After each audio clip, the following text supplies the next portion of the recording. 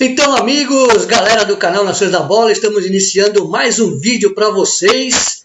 Hoje, de certa forma, tristes, né? Pelo menos quem gosta de futebol, quem ama o futebol, claro, está triste, mas o argentino tratou o Maradona com festa. Não que não seja uma coisa para a gente ficar triste, chorar, né? Claro que é, né? Mas o argentino, com aquele seu espírito de futebol, cantava, pulava, mexia a bandeira.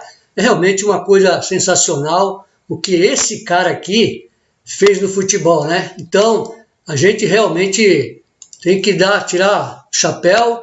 Maradona realmente um craque de bola. Nós vamos falar dele daqui a pouquinho, instantes, mas fica aqui o nosso momento, a nossa homenagem para o Maradona. Tá legal, gente? Bom, vamos aqui então, iniciando, vamos apresentar toda a galera que está aqui, iniciando pelo nosso comentarista, Sérgio Colonese. Boa noite, Sérgio. Boa noite, Vitor Hugo. Boa noite, nossos amigos do canal Nações da Bola. É um grande prazer estar com você nessa quinta-feira, triste para o futebol, né? Então, de um grande ídolo de futebol, nós vamos comentar bastante. E é um momento muito delicado no futebol. O mundo perde um grande artista, um grande jogador de futebol. É isso aí. Agora vamos apresentar também o nosso, não vou falar convidado, porque são nossos amigos de muito tempo, sempre com a gente. Vou apresentar primeiro aqui o Everton, o nosso Everton Paulino, que, entre outras coisas, ele é o criador desse logo aqui, ó. Vou mostrar para vocês o logo do canal Nações da Bola, né? Obra do nosso Everton Paulino. Obrigado e parabéns mais uma vez. Boa noite, Everton. Seja bem-vindo mais uma vez ao canal Nações da Bola. Boa noite, tudo bem com vocês? Saudade, né? Faz tempo que eu não participo, né? Legal. Hoje é um dia realmente triste por conta do Maradona mesmo, né? Que, sei lá, eu achava ele como um gênio, assim, né? No que ele fazia. Um Pelé, né? Não sendo provocativo, mas ele é um Pelé no que ele fazia. E uma grande personalidade, e vai fazer falta. É isso aí. E agora, finalizando, boa noite do nosso Renan Mendes, que também já teve outras participações aqui brilhantes, trazendo muitos amigos, muitos inscritos, muitas visualizações, graças à sua grande rede social. Boa noite, Renan, seja bem-vindo. Boa noite, Vitor, boa noite, Colonese, o Everton, também conhecido como Caveira aí, né, amigo de longa data. Obrigado mais uma vez pelo convite, né, uma honra poder participar aí do Nações. Como todo mundo já falou, todos que gostam do futebol, são apaixonados pelo futebol, estão tristes com essa perda do Maradona, que, pelo menos para mim, né, para minha geração, foi o maior de todos. Não vi o Pelé, obviamente que a gente sabe que o Pelé é o maior jogador de todos os tempos, mas que eu pude ver um pouco, né, o Maradona, sem dúvida, foi o maior de todos. Então, a gente está triste, mas vida que segue, né? Obrigado aí pelo convite mais uma vez. Legal. E vamos já lembrando para vocês que é para se inscrever no canal, para você curtir, compartilhar e ativar o sininho, tá bom? Tá aí, ó. Segue na tela, dá aquela força pra gente, aquela moral, tá? Beleza? Agora, vamos já direto ao futebol, depois a gente fala no finalzinho do Maradona. Nós vamos começar com a Libertadores, no jogo Palmeiras e Delfim, 3-1. Independentemente de ter assistido ou não, aquilo que vocês viram, ouviram, ou leram, né? O Colonese, como é que esse Palmeiras aí pegou uma molezinha, nós já comentamos sobre isso, sorte do Verdão, hein? Pegou a moleza e fez valer a sua força, né? Sem dúvida nenhuma. Pegou o time mais fraco, até porque era um sorteio gozado, né? O Palmeiras foi o primeiro na classificação geral, pode ser o primeiro com a sequência dos jogos aí, o Delfim era o último, né, na classificação por pontos. E teve um sorteio que acabou dando certo, Palmeiras e Delfim. Não tenha dúvida, o Palmeiras fez o resultado lá, foi até surpresa tomar um gol, né, do Delfim. O Delfim é um time muito fraco, mesmo jogando seus domínios, o Palmeiras fez o seu dever de casa com muitos desfalques e vai jogar agora aqui na quarta-feira só para cobrir tabela, mais nada. É isso aí. Ô, Renan, você quer acrescentar alguma coisa sobre o Verdão? Deu muita sorte o Verdão, né? E, pelo visto, deve colocar uma goleada aqui no Delfim, né? Delfim vai morrer afogado aqui, né? Acho que todos os confrontos das oitavas aí, esse do Palmeiras é de longe o mais fácil, né? Tava na cara que o Palmeiras ia ganhar os 2 jogos. O time tem reagido bem à chegada do português aí, do Abel, e tá garantido, né? O Palmeiras com certeza é o brasileiro que tá garantido na próxima fase. Alguma coisa para acrescentar, Everton? Fica à vontade. Acrescentar ou tirar também, que você não concorda, fica à vontade aí. Não, então, o pessoal tava ouvindo ontem, quando tava indo para casa, a escalação, e os palmeirenses estavam até meio que chateados, porque escalaram o Mike na lateral esquerda, e eles não vinham bem. Também teve o Ramírez também, que não estava bem, o Rony no ataque também, que não estava bem, e mesmo assim o Palmeiras conseguiu ganhar. Daí, ou seja, esse Delfim era realmente muito fraco mesmo. É tão ruim que até o Rony fez gol neles, né? Então, agora repete, como é que é? O Delfim é tão ruim que até o Rony fez gol neles, né? Agora falta 98 gols pro Rony chegar aos 100, né? Mais ou menos uma conta assim, né? Eu tenho uns amigos, viu, Everton e amigos, eu tenho um colega no Facebook, né? O cara odeia o Rony, né? Odeia, mas foi obrigado a engolir mais uma vez o Rony, né? E, caramba, o cara de repente desandou a fazer gols. E pelo menos na Libertadores ele tá indo bem, né? O que vocês têm a dizer? Bateu até pênalti, pegou a bola por debaixo do braço e bateu o pênalti. E você sabe que era o maior, estatisticamente, é o maior, é o jogador que serve mais os jogadores de assistência, o líder de assistência é o time do Palmeiras, o Rony. Né? Falando que o Everton colocou aí, a torcida do Palmeiras é muito exigente, né? Quando saiu o Ramírez, todo mundo meteu o pau, né? E o Abel, que vai ser um bom treinador, vai dar muito padrão para o Palmeiras, já falou que vai fazer do Ramírez um patinho feio, né? Vai fazer o Cisne. O Ramírez vai ser o Cisne do time dele. Vamos esperar para ver. E começou bem, né? Muito bem o nosso Abel Ferreira aí, e só vencendo. Teve uma derrota, né, no final de semana para o Goiás, uma derrota até inesperada, mas no cômputo geral fazendo uma boa campanha. O Everton, o Ferreira é só uma fogo de palha ou vai manter isso aí porque o Palmeiras tem um bom elenco, ou é só um começo que já aconteceu com outros treinadores, começa bem, de repente começa a cair, aí perde 2, 3, a coisa muda, né? Então, querendo ou não, com técnico gringo, você não pode fazer que nem você quando você contrata o Oswaldo de Oliveira, que é 10 partidas. Se for um aproveitamento abaixo de 50%, você já pode mandar ele embora, né? Com técnico gringo sempre vem multa, tem essas coisas assim, mas parece que o cara ele tem um conhecimento, sim. E também, agora a onda também, o cara depois do Jesus, agora todo mundo quer ter um português, né? Pra chamar de seu. Mas esse cara também é bom. Ô, Renan, voltando para o Rony é um cara muito criticado, e na verdade era isso que eu queria falar naquela hora, e acabei me perdendo aqui no pensamento, né? O Rony foi pretendido pelo São Paulo, pelo Corinthians, pelo Flamengo. Boa noite para o Delfino, já chamo você, Delfino, só um instantinho, tá? O Renan vai responder aqui. Renan, esse Rony aí, qual que é o Rony? O Rony do Atlético ou o Rony desse Palmeiras que até agora está querendo crescer? O Rony, ele chegou no Palmeiras sendo uma grande promessa, né? Pelo bom ano que ele fez no Atlético ano passado, um título da Copa do Brasil. Eu acho que no Palmeiras ele ainda não conseguiu, né? Ser o Rony do ano passado. Ele é um jogador que oscila bastante. Tá numa fase boa, mas eu acho que ainda tá aquém do que ele já jogou no Atlético. Eu acho que tem que dar tempo, né? Ele não vinha de uma sequência grande, agora que ele tá pegando confiança, tem que dar oportunidade para ele jogar. Eu acho que ele tem qualidade, não é um craque, mas ele é um jogador importante para compor elenco. E se fosse assim, não teria tantos times interessados, né? Agora, o nosso boa noite é o Luiz Delfino.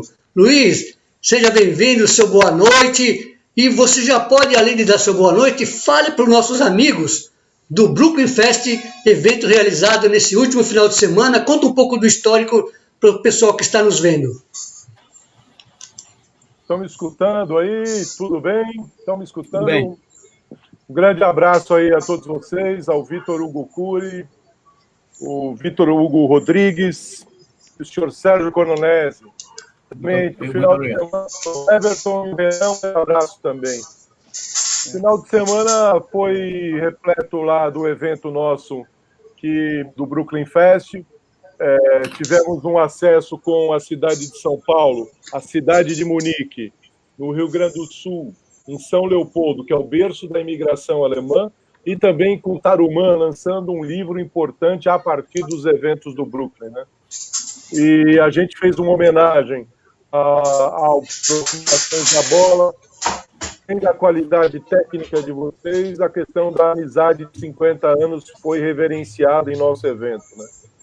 Então foi um evento importante, com música, dança, esporte, na valorização da convivência e do compartilhamento, no momento que a gente está buscando aí a empatia e também discutindo a questão do tempo. Então foi mais ou menos esse é o panorama, né, positivo, né?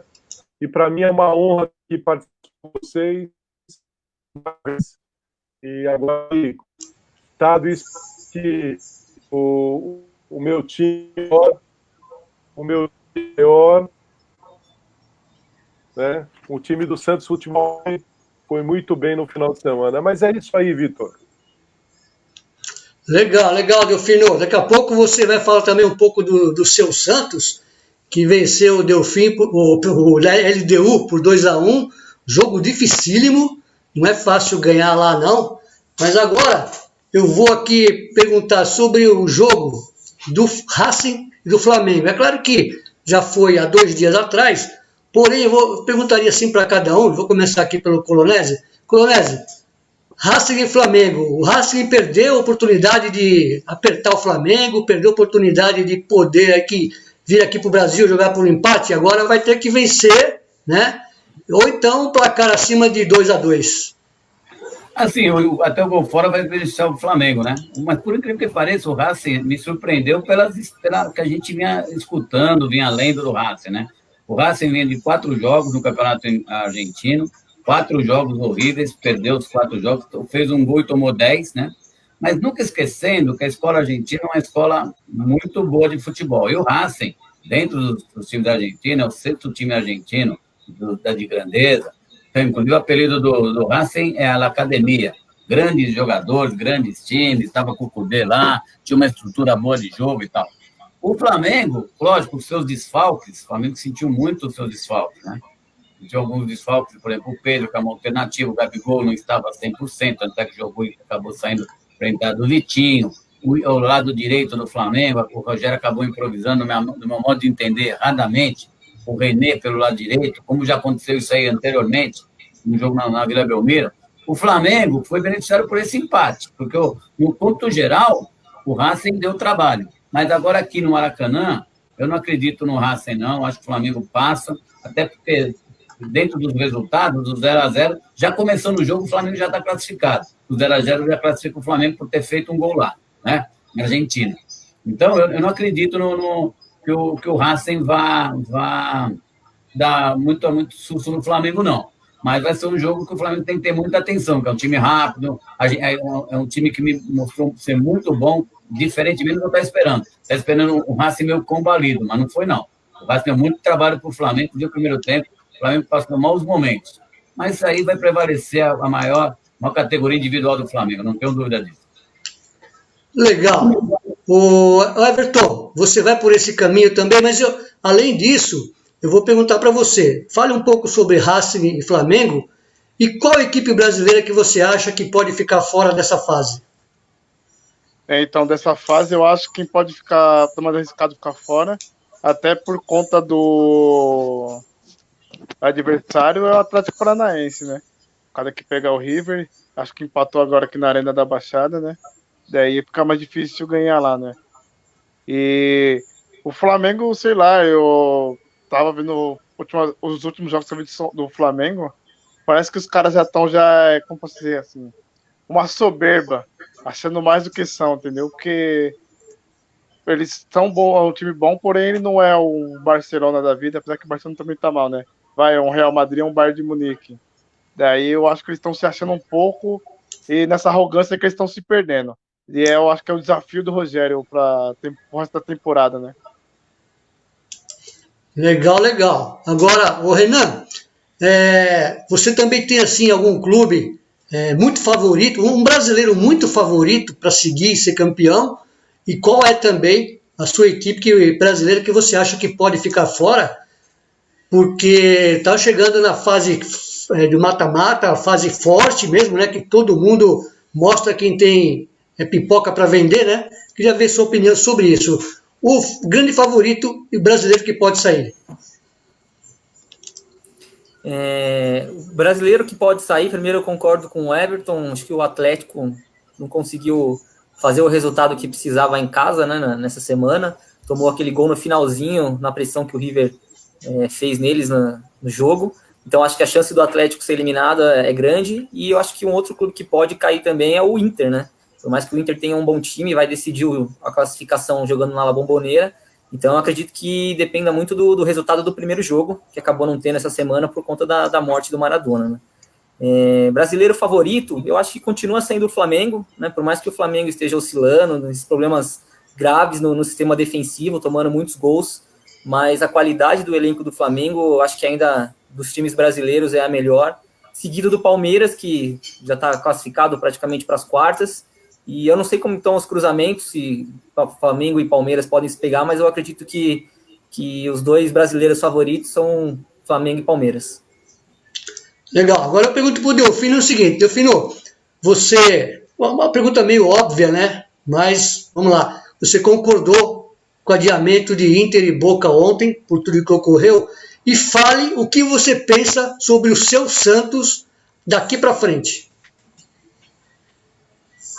Olha, você bem... eu acho que a vitória do Santos contra o LDU, acho que foi uma coisa importante para o Santos, de autoestima do time, né?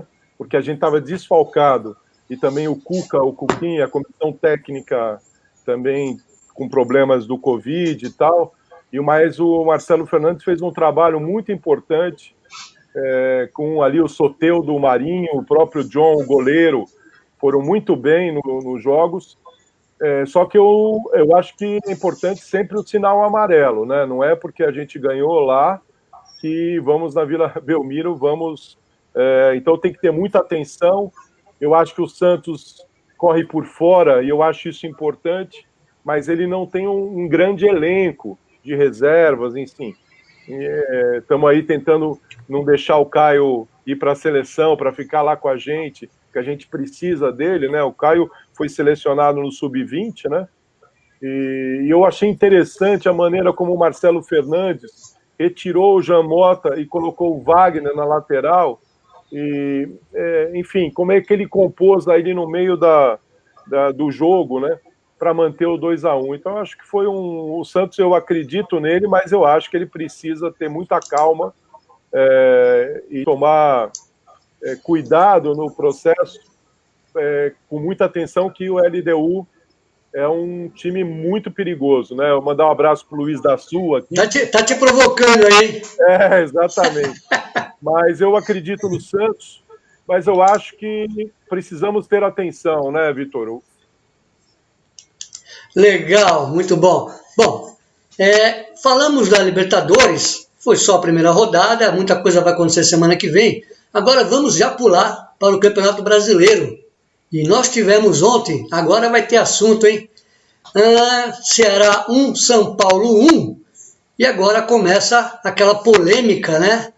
Do resultado em si, através da penalidade que aconteceu. Coronel, eu queria ouvir aí, primeiramente, a sua opinião sobre o jogo e sobre o fato da penalidade, coisa que todo mundo aí vai poder ter oportunidade de falar e acrescentar ou então não aceitar. Cada um com sua opinião. Primeiramente, Colonese, fica à vontade, Colô. Eu assisti o jogo, sim, Vitor, eu vi o jogo, né? O São Paulo começou muito bem mesmo. Teve uns 25 minutos, 30 minutos do primeiro tempo, muito bom.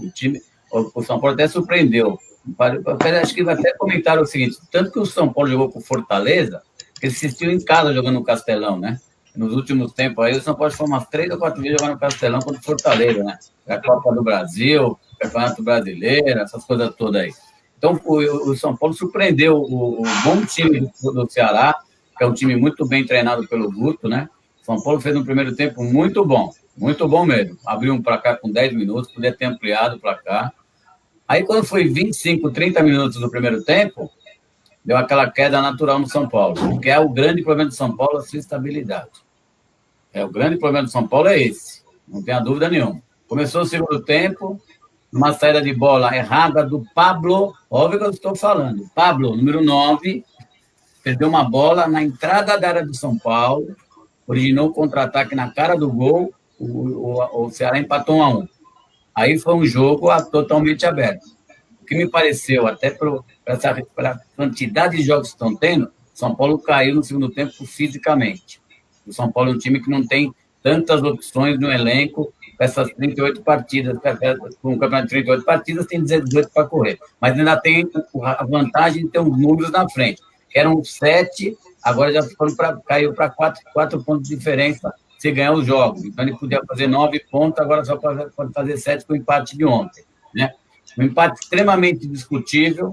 O VAR, o problema do VAR é o problema seguinte: o VAR, a ideia VAR de tecnologia é fantástica, não tem dúvida nenhuma. Só que tem um problema. Para ele executar o seu trabalho, é operado por pessoas que dão, eu quero ver isso aqui, as pessoas que estão lá, não são os técnicos do VAR. O técnico do VAR não tem nada a ver com isso.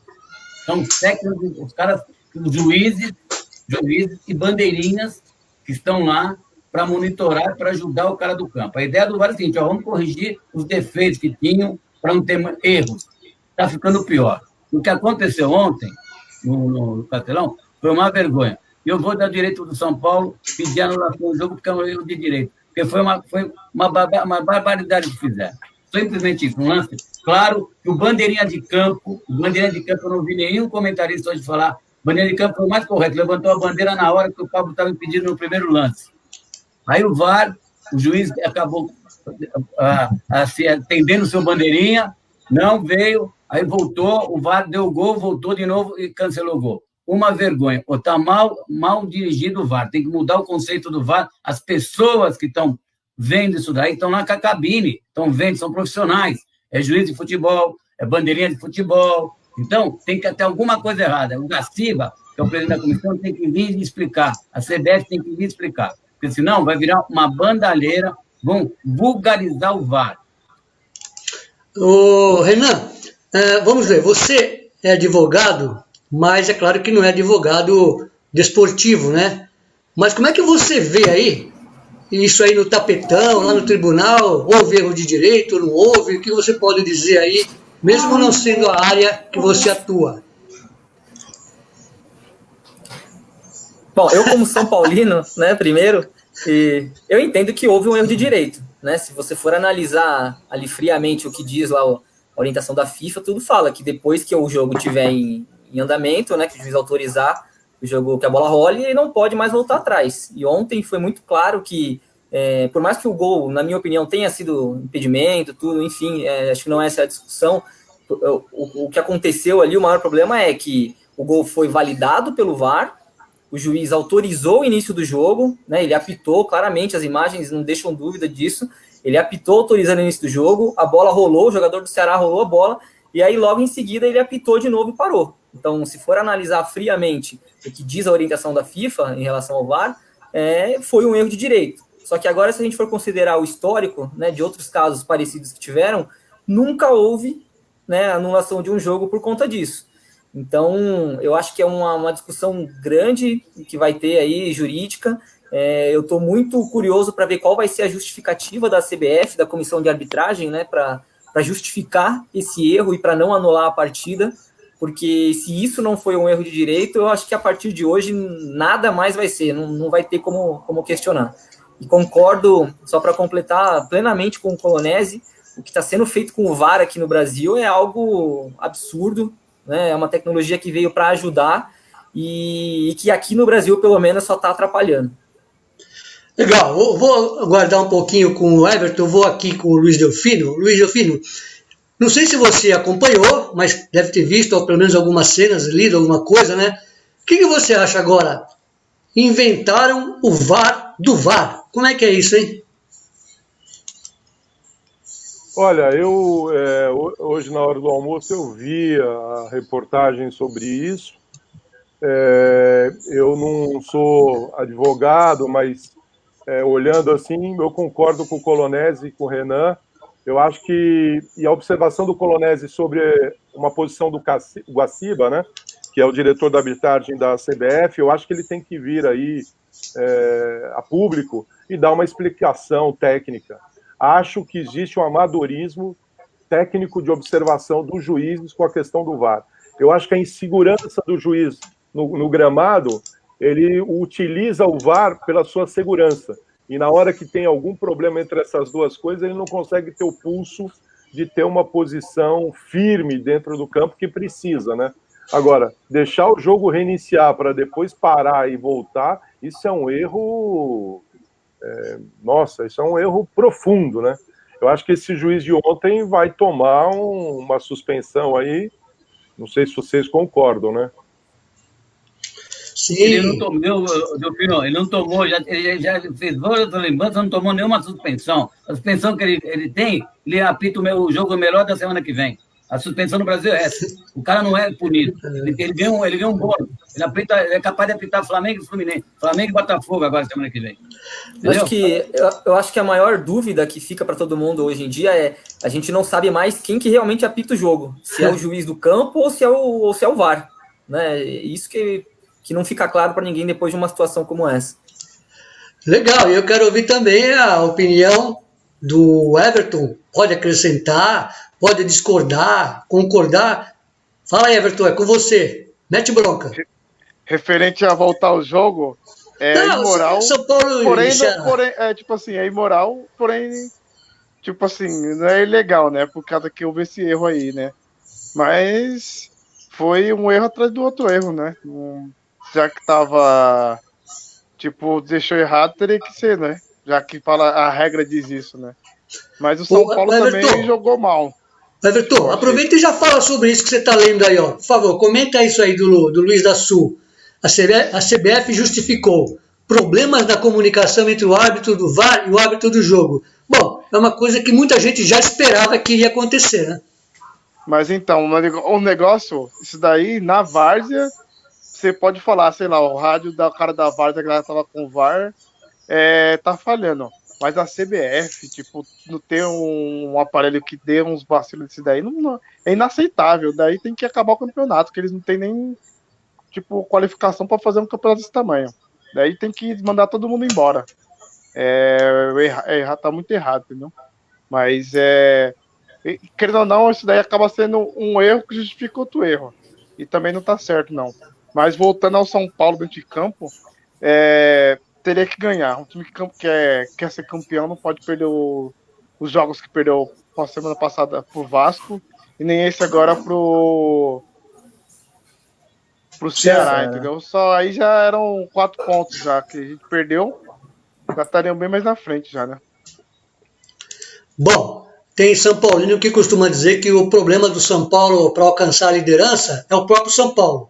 Não é o juiz, não é o adversário, não é ninguém, que o São Paulo tem essa possibilidade, já poderia ter pelo menos ficado algumas horas na primeira colocação, porque depois o Galo ganhou e retomou a liderança, mas o São Paulo, ele tem 3 jogos, né? Agora voltou a 3 jogos, porque o Galo fez 23, o São Paulo foi para 20 jogos. Então o São Paulo tem 9 pontos para ganhar, para poder tomar a liderança. Mas muitos São Paulinos dizem que o problema é o próprio São Paulo. Colonese, você vai por aí também? O que você pensa sobre isso? Sem dúvida nenhuma, os resultados dizem, a sequência de jogos do São Paulo diz isso. Não sou eu que estou falando, a gente acompanhou o primeiro turno inteiro do São Paulo alternou bons e maus momentos, muito bons e maus momentos mesmo, né? Onde oscila muito. Eu vi o jogo ontem, os primeiros tempos do São Paulo, olha, eu diria para você, assim, o time campeão brasileiro. São Paulo jogando uma marcação, com jogadas boas, os jogadores que estavam jogando mal começaram a jogar bem. O São Paulo fez o primeiro tempo muito bom, mas caiu totalmente no segundo tempo, com falhas normais, e começa a entrar aquele problema de a falta de título, a falta de confiança, entendeu? Então, e já fala isso que o Leandro está dizendo aí, ó. Dentro do seu raciocínio, já completa isso aí, por favor. Bem, os gols perdidos, isso aí o VAR tá bom, criou chance, mas perdeu o gol. Isso é tranquilidade, porque fazer gol é uma essência. Eu fui centroavante. Mas fazer gol, o cara tem que ter calma, tem que ter tranquilidade. Só a partir do primeiro princípio, você está dentro da área. Quem está mais nervoso é o back para tirar a bola do que o centroavante para fazer o gol. Não tem a dúvida nenhuma. Se o cara tiver cabeça fria, você vai voltar um pouquinho mais para trás aí no tempo. Coutinho, quem viu o Coutinho jogar, o Delfino deve ter visto, que era o time dele. O Pagão, o Toninho. Eu estou dizendo jogadores que eu vi jogar, e na minha época eu era juvenil, me esperava muito no Toninho Guerreiro. O Toninho era muito calmo dentro da área, porque o back, você vê cada pênalti que você fala assim, não é possível que os caras fez o pênalti assim, porque o back vem louco para tirar a bola. Você tem um tapinha do lado, o cara vem e te faz um pênalti, nossa, o back fica desesperado. Então, você falando dos gols perdidos, é a falta de confiança, é a falta de fazer. O Pablo é um excelente jogador, não é? O Pablo perde os gols que não dá para perder. Não dá para perder. São Paulo sentiu muita falta ontem do Brenner. O Brenner é um menino, 18 anos, vai ser um grande jogador de futebol. Dá chance para esse menino, uma das grandes virtudes do Diniz, de ter insistido com esse menino, colocou esse menino, pôs esse menino para jogar, entendeu? Esse menino é muito bom jogador, o Brenner, muito bom jogador, tá? Então, o São Paulo sentiu muito falta dele. Essa perder gol, amigo, é calma, confiança, e a coisa flui, né?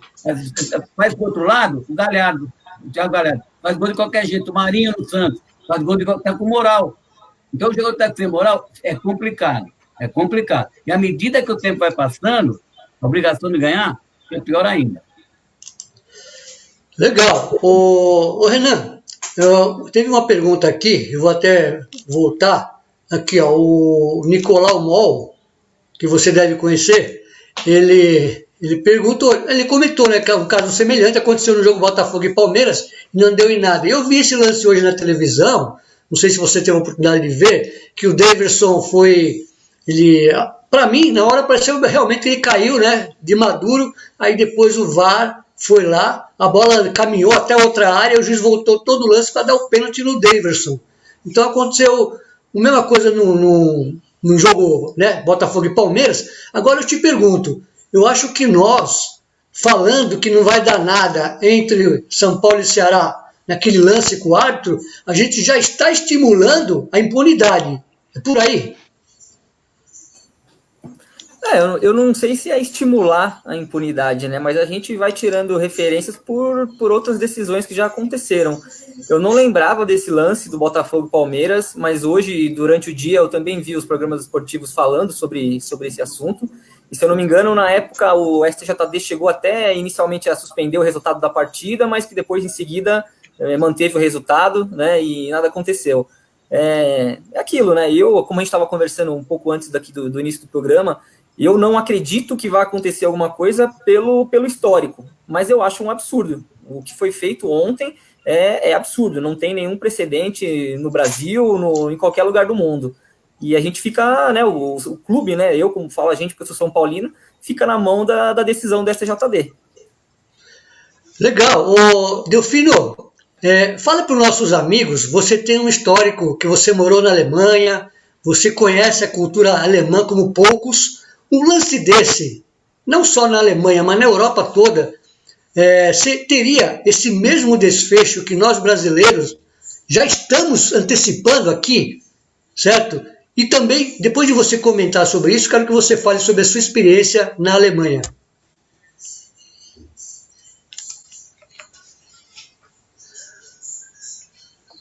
Eu acho que foi uma experiência interessante, porque eu fiquei lá em 2012 e 2013, e como a língua era muito complexa, eu fiz um caminho assim, eu fui conhecer os centros de treinamento dos times de futebol da Alemanha, né? Apesar que meu time lá é o Freiburg, da cidade de Freiburg, lá no sul da Alemanha, tem a minha cidade lá, Freudenstadt, também tinha um time na 6ª divisão. Então eu fui conhecer também o centro de treinamento do Bayern, fui conhecer também o centro de treinamento do Hamburgo. A questão do VAR lá, ou a questão dos juízes, é uma coisa bem profissional, né? A autoridade, o juiz é muito respeitado. É claro que também tem reclamações, né? Mas a questão do juiz, a maneira como se comportam em referente às regras do jogo no campo. Eu acho que tem uma questão de autoridade muito importante, o alemão respeita a regra, né, as regras, enfim. Agora, eu tive uma vivência também com torcida lá, visitante do Freiburg, porque eu chegava pela rua que chegavam os visitantes. Preciso dizer a vocês que também a mesma rigidez da polícia no Brasil é a mesma rigidez com a polícia alemã, de proteção aos visitantes. Tem uma entrada específica, o ônibus fica bem perto da entrada do estádio.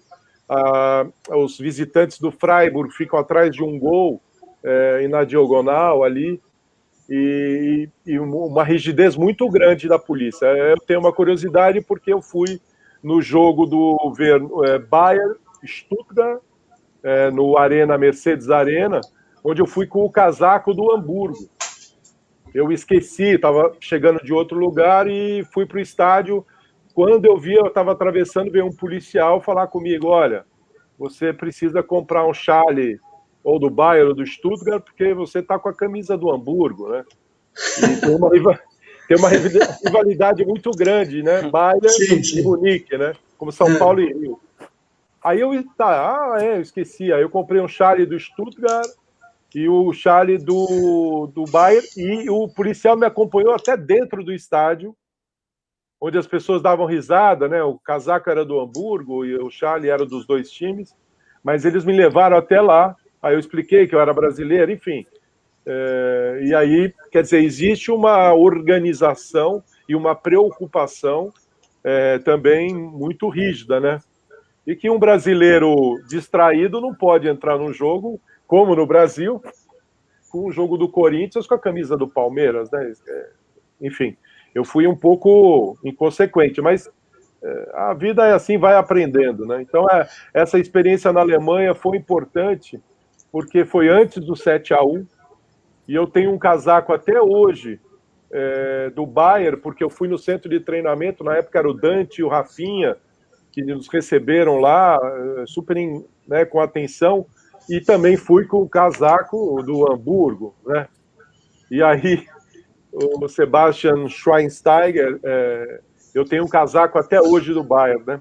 Aí eu tirei e coloquei do Bayern, e juntei o do Hamburgo e coloquei na bolsa. Então, existe uma preocupação também. Mas o Delfino, não, eu vou te interromper, que eu quero que você conta esse detalhe do Schweinsteiger que ele fez com o seu agasalho. Por favor, achei muito interessante que você me contou assim na nossa live. Conta para os nossos amigos, por favor.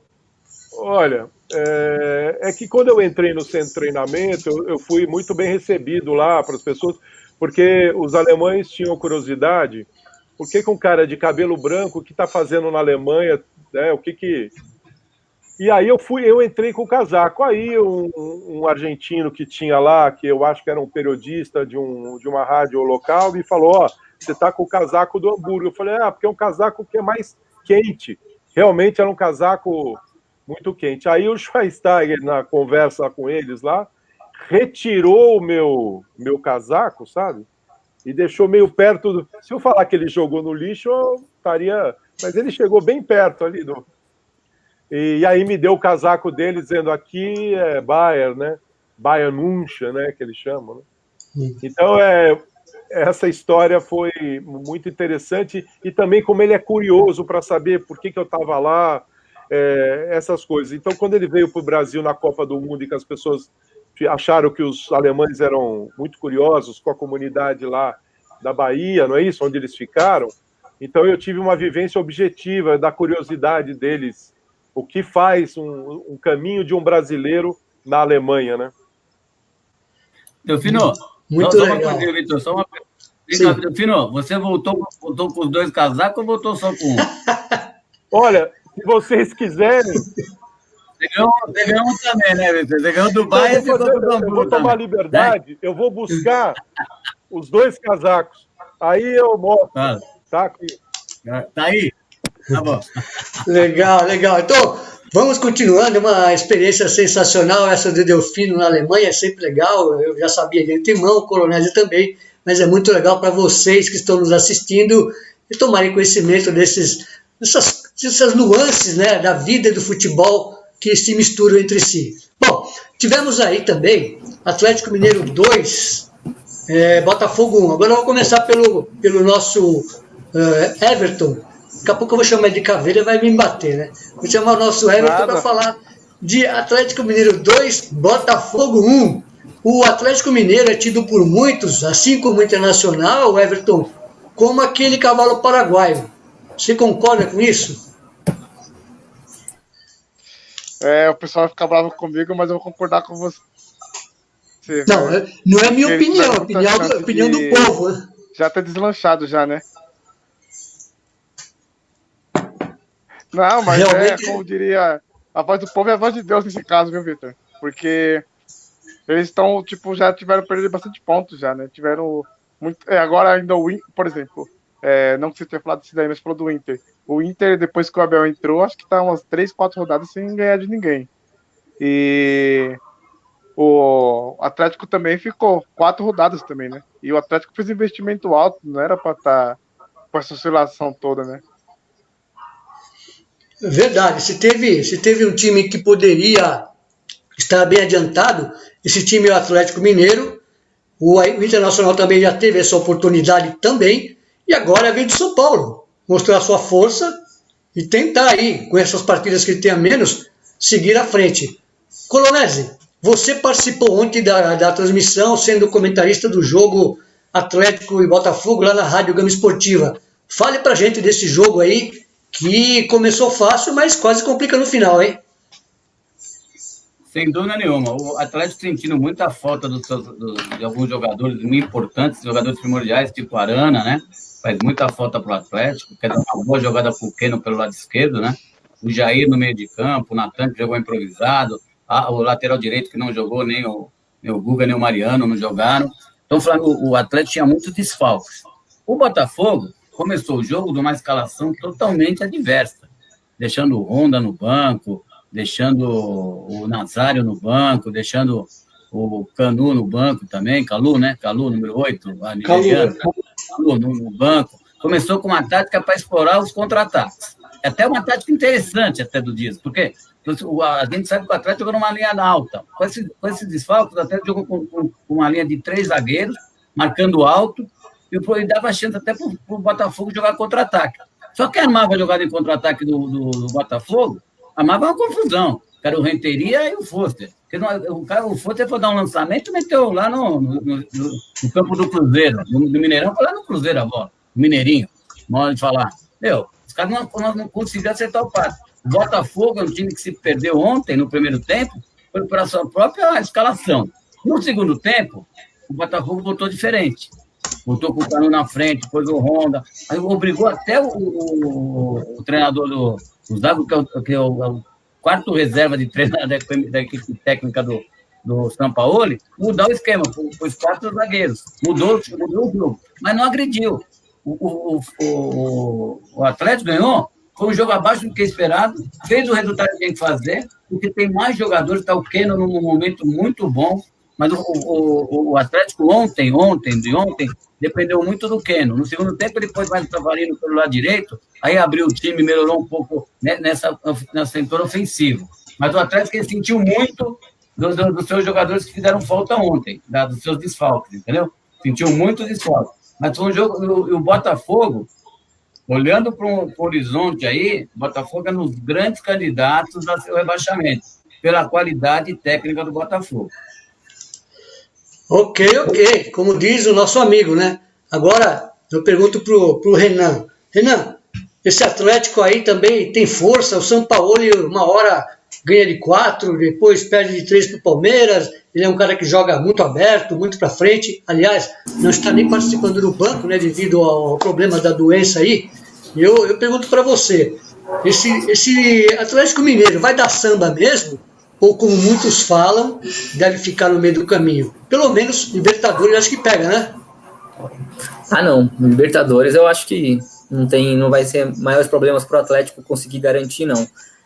O Atlético, de fato, tem essa fama de cavalo paraguaio, mas eu acho que nesse ano eles vão sim brigar até o final. O elenco deles é muito bom. Eles têm várias peças, né, para mexer. Você vê que eles ficaram desfalcados nessas últimas rodadas por conta do surto de Covid no elenco, mas eles conseguiram os resultados, conseguiram manter a liderança, ainda que eles tenham jogos a mais do que o São Paulo, mas eu acredito que o Atlético vai brigar pelo título até o final do campeonato, sim. Sim, concordo com você plenamente. E eu pergunto para o Everton. Everton, esse campeonato brasileiro, ele está muito equilibrado, tanto em cima como lá atrás. Mas você vê isso como um equilíbrio de alto potencial, ou é um equilíbrio onde as forças estão muito abaixo, o nível está muito baixo? Como é que você vê isso?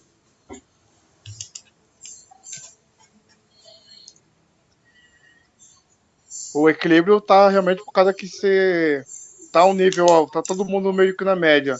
Não tem ninguém como o Flamengo, que estava ano passado, né?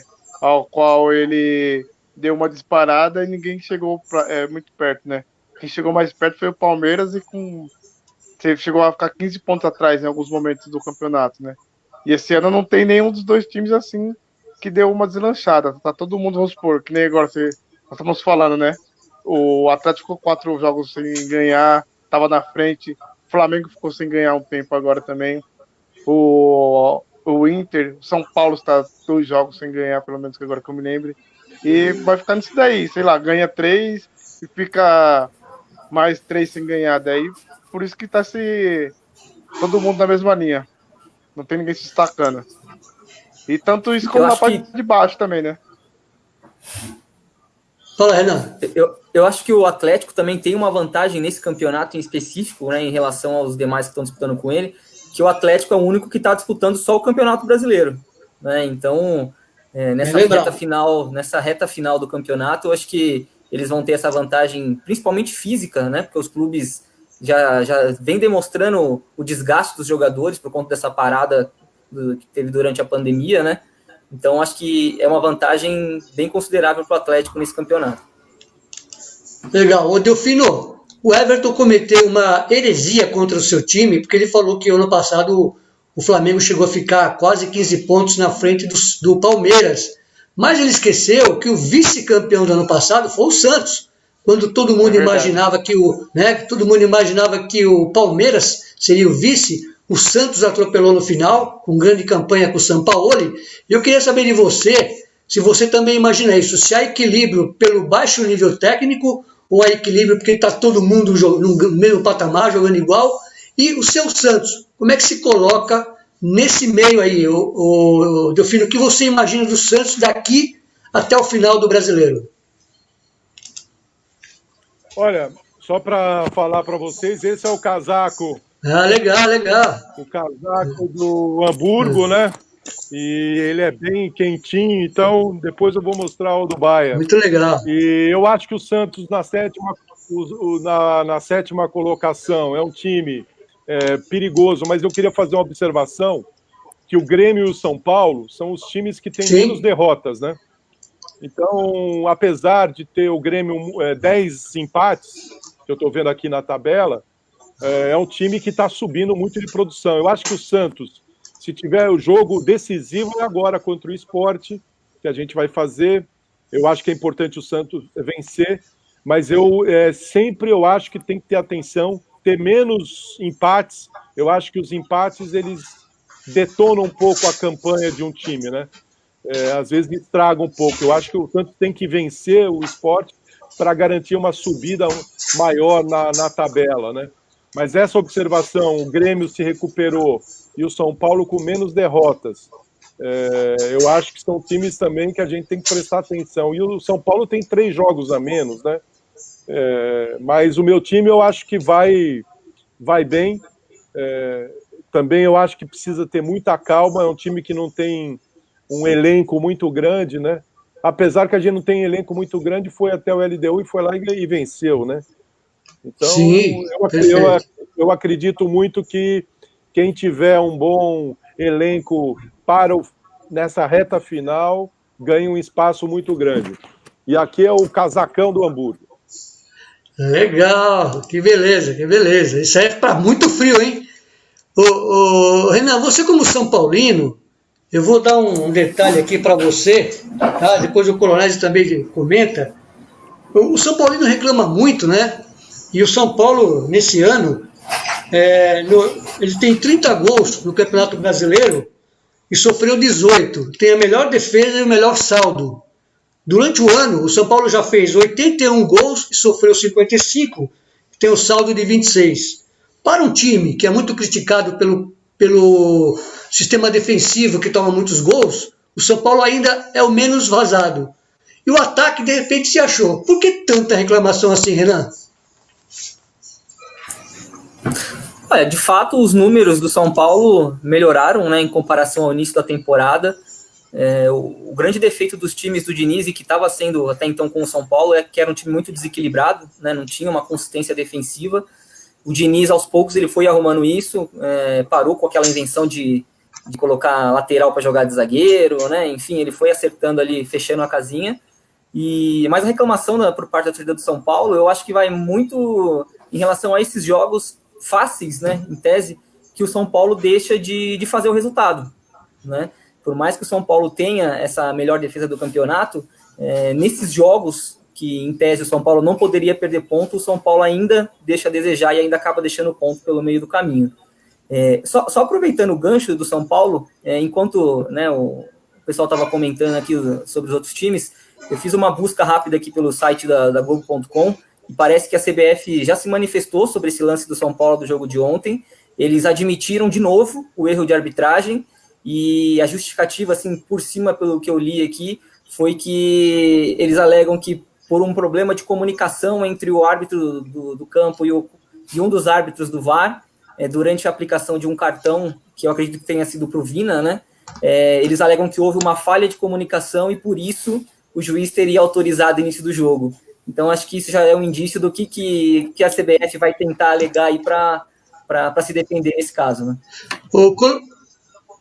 Só deixa eu só pôr uma colher nesse angu que o Renan falou, que o Luiz do Sul, falou também isso daí, né? É muito simples, é muito transparente. A CBF vai e mostra o áudio. Mostra o áudio, concordo. Mostra a falha. Agora eles não querem mostrar a falha, eles não vão mostrar.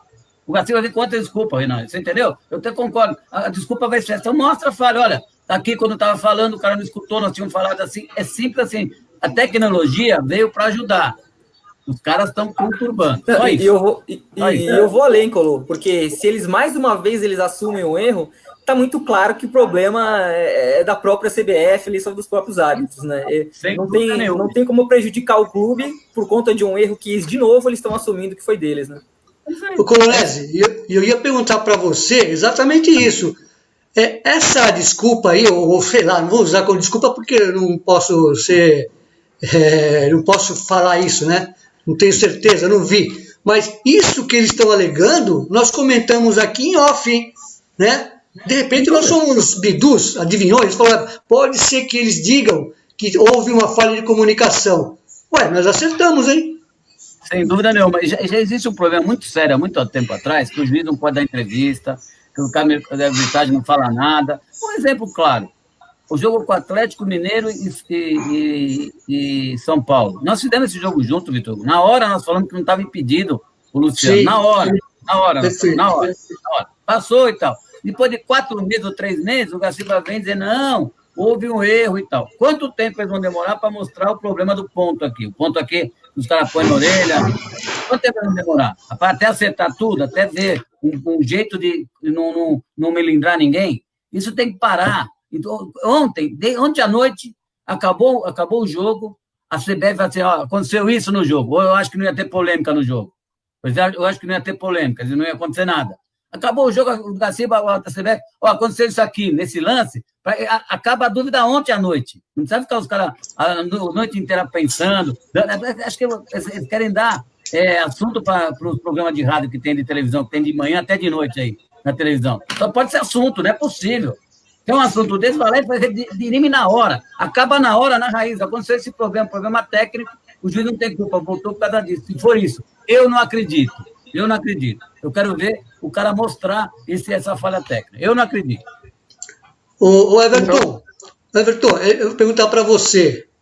dois erros gravíssimos e erros que realmente foram observados na televisão, foram comentados até pelo pessoal da CBF, e os dois contra o São Paulo. E aí? É coincidência? O que você pensa desse caso, você como torcedor são paulino? Eu acho que a CBF quer prejudicar o São Paulo mais, quer causar mais prejuízo ao São Paulo do que quando o Pablo é escalado, entendeu? Eles querem fazer uma competição entre eles e só pode, porque não dá pra ver isso daí. Tipo, erro de comunicação é justificável, assim, ao meu ver, né? E o que eu ia falar mesmo, é isso aí mesmo. Eu acho que é umas coisas assim que tem treinamento, não é o cara, tipo, eu pego um cara na esquina e coloco lá pra apitar. O cara tem um treinamento, é meio justificável isso daí mesmo. O que acontece com o VAR. Mas aí eu ponho um contraponto. O presidente da CBF é uma pessoa ligada ao São Paulo. O que acontece? Estão errando porque ele é ligado ao São Paulo?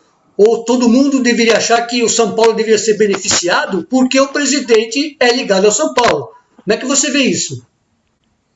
Então, acho que nesse caso ninguém deveria ser beneficiado, né? Mas concordo. Talvez acho que até por ele ser, não sei qual que é, acho que é o Carneiro Neto, né? Carneiro Bassa, alguma coisa assim, não é isso ou não? É o Caboclo. Não, o Caboclo, que é filho de um grande diretor de São Paulo. Tá, um ex-diretor de São Paulo, da CBF, é o Caboclo. O outro que eu falei é da Federação Paulista. O Carneiro, presidente da Federação Paulista. Entendi. Correto? Então, eu vou perguntar pro... Pode terminar. Mas é complicado. Isso daí mesmo. Mas acho que nem por causa disso daí mesmo. Eu acredito que é falha tipo de pessoas mal treinadas mesmo para executar o serviço. Daí por isso que tem esse problema todo.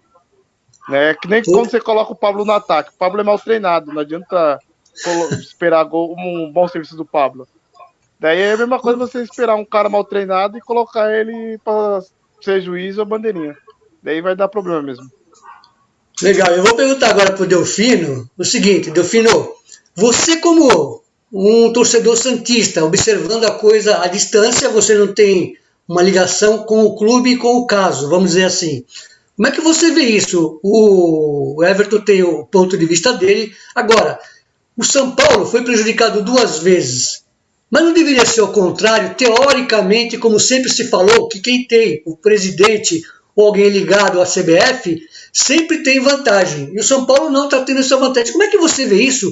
É claro que agora vamos deixar um pouco de ser torcedor e quero ver a sua visão sobre essa situação. Muita gente acha que o São Paulo deveria estar sendo beneficiado e não prejudicado.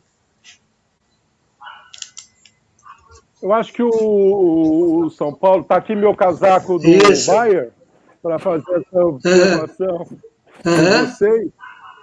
E aí a ideia é o seguinte: eu acho que o problema do São Paulo também, com o foco do Diniz, o problema dele também como técnico, também foi um foco também elaborado também, e houve uma confusão geral, né? Sobre essa questão que o São Paulo não engrenava no campeonato. Então eu acho que houve uma mistura disso.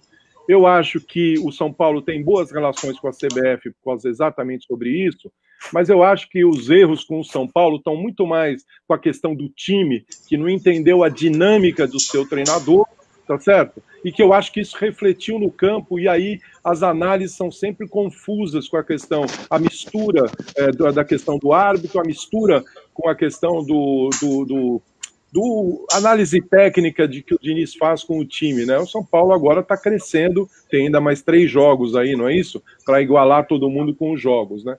Mas eu acho que a análise sobre isso me deixa muito confuso, exatamente por essa questão. Nós estamos analisando o time do São Paulo, estamos analisando as partidas com a questão dos juízes, né? Eu acho uma análise, para mim, muito confusa, viu? Ok. Bom, eu queria dizer uma coisa. Eu fiz essa pergunta, né? O São Paulo poderia ser, né, de certa forma, beneficiado ou não pelo fato de ter o presidente da CBF, mas eu sou totalmente contra. Eu gostaria que nada e nem ninguém fosse de forma alguma muito ajudado ou demais ajudado. Eu queria que existisse uma lisura total, mas a gente não está vendo isso, mesmo com o VAR que eu sempre fui a favor, mas confesso, está atrapalhando o andamento do Campeonato Brasileiro. Essa é a grande realidade. Bom, vamos partir agora para Curitiba 0, Corinthians 1. Colonese, e esse Corinthians aí? Essa vitória ajudou o Andrés, né? Sem dúvida nenhuma. E ajudou até o Corinthians, né, Vitor? O que eu volto a dizer, o Corinthians é um time, você já sabe o que eu penso do elenco do Corinthians, um elenco extremamente limitado, um elenco, diria para você, olhando assim, a grosso modo, elenco de Série B. É que felizmente, para o Corinthians, tem muito time, se olhar para trás da tabela, que estão numa situação muito ruim, jogando futebol muito ruim. Eu não sei, por causa da pandemia, por causa do problema de treinamento. Na verdade, o campeonato está nivelado muito por baixo, né? Você não vê grandes jogos, você não vê grandes times, você vê até a própria pontuação. Se o ano passado o time disparou, esse não vai ter disparar ninguém, vai ser muito igual, vai ter muita emoção, até tanto na parte de cima da tabela quanto na de baixo. Mas o Mancini, do jeito dele, ele está conseguindo dar um jeito diferente para o Corinthians. Você vê o Corinthians de 3 meses atrás, ele agora, mesmo no começo do Mancini, com as peças, ele está dando uma outra roupagem, um time mais organizado, um time que sabe mais fazer com a bola, um time que briga mais, tem as suas limitações, não tem a dúvida nenhuma, o poder de criação do Corinthians é horrível. O poder de criação do Corinthians está devendo muito, por causa de uma composição de elenco, né? Que tinha uma ideia com o Thiago Nunes no início, aí acabou na metade do trabalho dele, não deu sequência nas peças. Então, é um problema muito sério. E esse jogo de ontem é um jogo de desesperados, né? O Curitiba precisava sair, o Corinthians acabou ganhando de 1-0, num pênalti também muito polêmico. Vamos questionar esse pênalti também, um pênalti muito polêmico, uma jogada que bate na mão, o cara não tem a menor intenção, né? Então, tem muitas coisas aí. Aí vão dizer, os anticorintianos dizer, não, ajudou o Corinthians, não sei o quê, mas os caras esquecem que no jogo com o Atlético Mineiro, o Corinthians perdeu lá por lista na Copa do Brasil, o cara deu um pênalti, foi uma vergonha. O cara tá de costa, bateu na mão dele e deu pênalti a favor do América Mineiro, o América Mineiro empatou o jogo. Então, são erros que aí nós vamos entrar naquela que a gente está discutindo aí, quando nós conversamos com o Renan, com o Everton, com o Delfino, de mudar esse conceito. Nós temos que entrar no conceito do juiz de futebol. O Delfino teve experiência na Alemanha. Aqui no Brasil, o juiz de futebol, e o Gaciba, que estava no meio, o juiz, é o coordenador de arbitragem. Se não fizer uma profissionalização, se não treinamento, se não explicar muito, a arbitragem do Brasil está cada vez pior. Mas o Corinthians, eu digo para você que talvez escape, porque tem time muito ruim aí. Muito ruim. Legal. Olha, como eu falei aqui, o Delfino é santista, o Renan e o Everton são São Paulinos, estão aí, né, como analistas à disposição para falar desse Corinthians, porque aqui não tem esse negócio de chamar por apelido, a gente olha o jogo como ele é. Quem quiser está com a palavra para falar de Curitiba e Corinthians, acrescentar alguma coisa que o Colonese disse aí. Fica à vontade.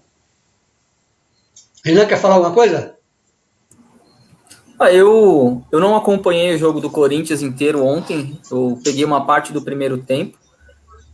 Eu acho que o maior problema do Corinthians é que nos últimos anos aí, o Corinthians ele ficou marcado por ser um clube, né, um time com um sistema defensivo sempre muito sólido, né?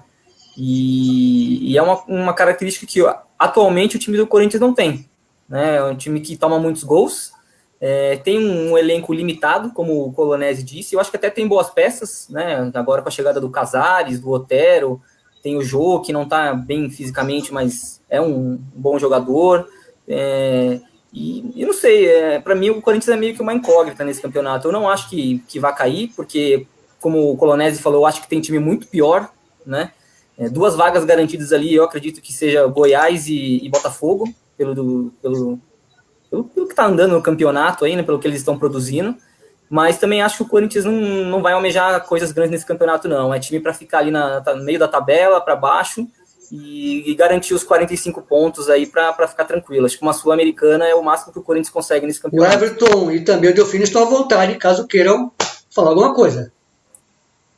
Então, na minha opinião, o Corinthians vai ficar nessa daí entre 9º e 13º mesmo, porque além do que o Renan falou da defesa, o Corinthians tem uma defesa forte e sempre, sei lá, tipo, tava sendo bombardeado e do nada ele ia lá e, tipo, sobrava uma bola e fazia um gol. E nem isso eles conseguem fazer, né? Estão tomando. Não estão conseguindo ser decisivo que nem antes, né? Não tem aquela força de ganhar jogos que nem tinha antigamente, nos últimos anos. E principalmente dentro da Arena Corinthians. O Delfino, fica à vontade caso queira falar alguma coisa. Olha, eu queria que vocês, só uma observação, eu estou com aqui a estatística do jogo, eu fiquei impressionado. O Corinthians deu 2 chutes ao gol em 90 minutos. Repito, na estatística dos times aqui, 2 chutes ao gol. Eu acho que isso já retrata um time inseguro, um time... Eu acho que não dá para 2 chutes ao gol, né? Você ganhar ou dar uma... melhorar. Então, o Corinthians, eu acho que é sempre isso, um jogo sempre arrastado, né? Apesar da volta do Fagner, né? E o Luan, né? Mas eu acho que tá aqui, ó, chutes 11 Corinthians, 11 Curitiba. Chutes a gol, 3 o Curitiba, 2 o Corinthians. A posse de bola, quem teve mais foi o Curitiba, né? Agora, eu não sei se vocês concordam, né? Poxa, dar 2 chutes ao gol durante 90 minutos, eu acho que é um time que é mediano, né? Não é um time... enfim. E eu acho também que precisa resgatar a autoestima do rapaz, do Luan, que é um bom jogador, né? Mas eu não sei o que aconteceu com ele depois que veio para São Paulo aí. Eu não sei se aí está o Rodrigo falando se é superestimado ou inseguro, né? Eu acho que alguma coisa, eu não sei o que acontece com ele, mas é um bom jogador. Mas eu acho que jogar num time como o Corinthians, que tem uma pressão muito grande da torcida, o cara sai na rua, o torcedor já chega junto, né? Mas olha, Vitor, 2 chutes ao gol, eu acho que isso é uma coisa que é inadmissível. Inadmissível. Perfeito. Eu concordo nessa parte, porque voltando a falar do Luan, cara, o Luan foi, em 2017, caso me corrija se eu estiver errado, foi considerado o melhor jogador da América e foi eleito pelos uruguaios, não foi eleito pelos brasileiros, não. Era um nome tido e havido como jogador. Né? Oi? Pelo El País que tem. Exatamente, e naquele ano, muita gente brigava pela sua convocação para a seleção brasileira, inclusive eu. Muitas vezes eu vim aqui no canal Nações da Bola defender, protestar, né, da não convocação do Luan. E hoje o Luan, sinceramente, não dá para jogar com a tiriça que ele está, jogar num time como o Corinthians, que é um time de garra, de vontade, o torcedor vibra num carrinho, né, imagina num gol. E o Luan não dá isso em campo, ele anda. Não é possível, ele não é um jogador que tem a cara do Corinthians. Existem até fotos dele quando era jovem, quando era garoto, com a camisa do Corinthians. Mas dentro de campo, ele não está mostrando nada, sangue nenhum de corintiano. E os corintianos, eles são testemunhas disso. Porque jogadores com menos categoria, com menos capacidade técnica que o Luan, são aplaudidos, são exaltados pela torcida corintiana, porque eles se entregam dentro de campo. E o Luan não faz isso, infelizmente. Bom, nós estamos agora na fase final do nosso vídeo. E eu vou começar agora pelo Everton. Everton, eu vou dar 5 segundos para você falar uma frase sobre o Maradona e o seu boa noite. Como você define o Maradona em 5 segundos? Eu acho ele um artista que nem Pablo Picasso, Michelangelo. Perfeito. Seu boa noite para os nossos amigos. Boa noite e até a próxima. E prazer em estar com vocês aqui hoje falando de futebol. E outra coisa rapidinho, Vitor. Diga. Sobre o Luan, ele tem um problema que é muito comum com pessoas que fazem maratona, que é fascite plantar. Daí fica o questionamento. Se ele não corre em campo, como que ele tem um problema que é de maratonista, né? Meio complicado isso daí. Acho que o diagnóstico dele deve estar errado.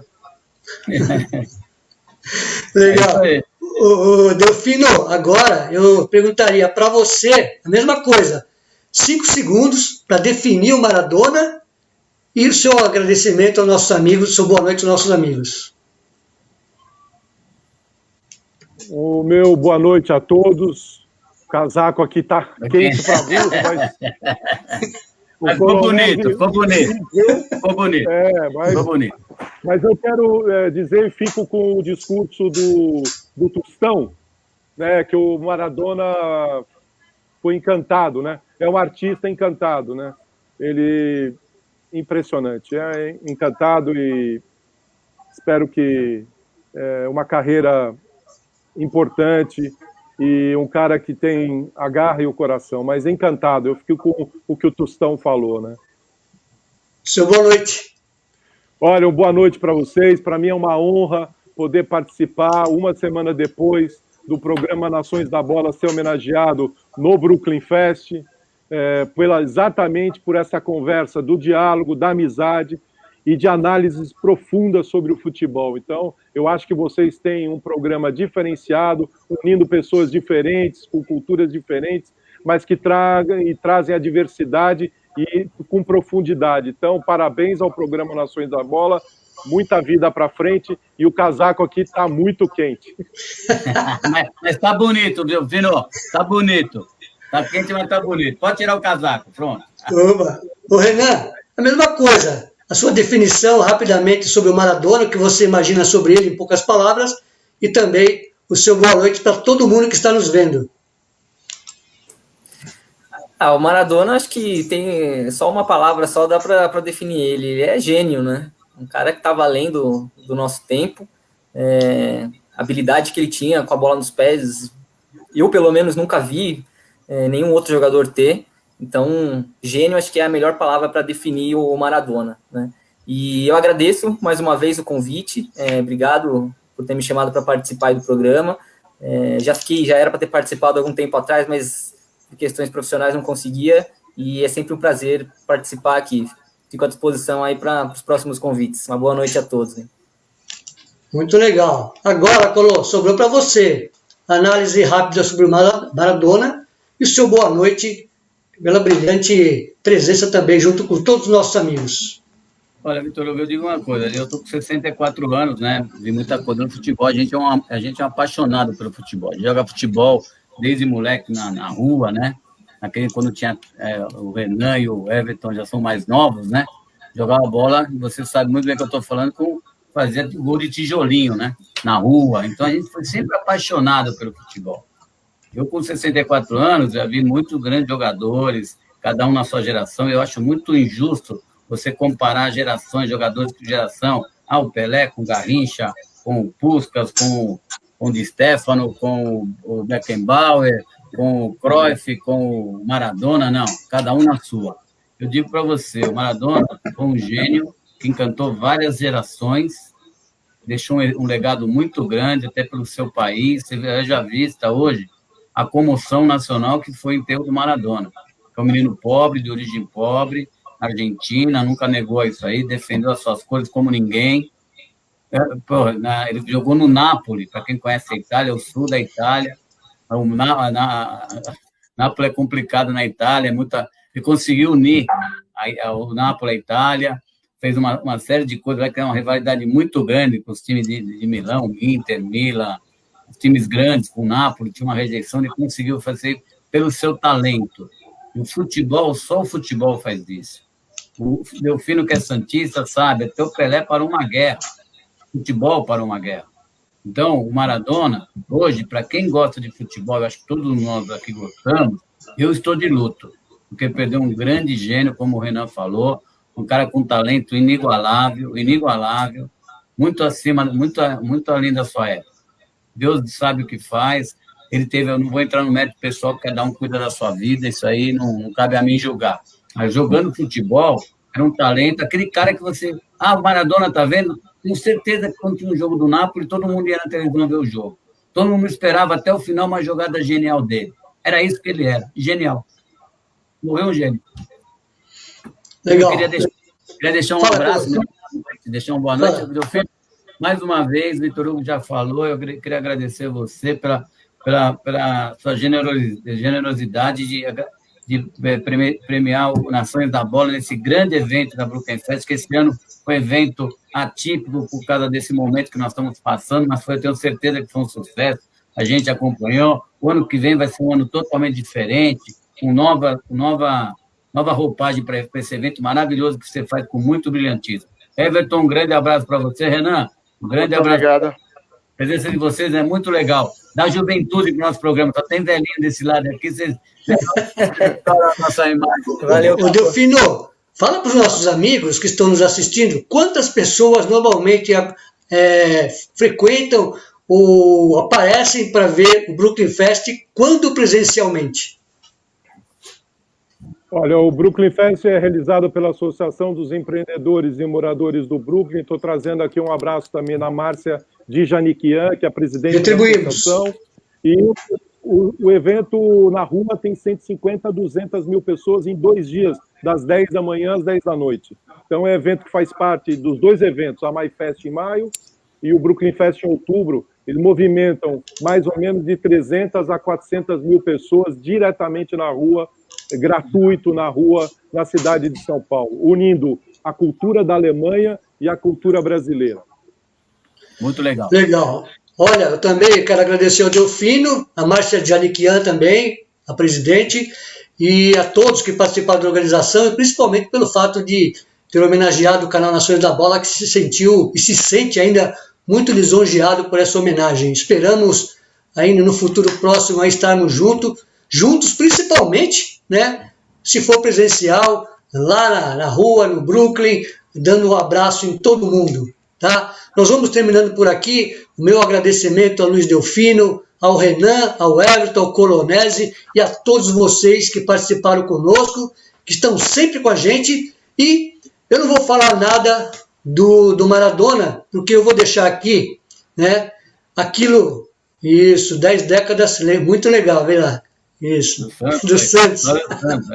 Eu vou deixar aqui uma frase de um argentino sobre o que o Maradona representa para eles, e foi a frase que mais me tocou, inclusive coloquei no meu Facebook e vou deixar para vocês aí, tá? Terminando com 1 minuto de silêncio.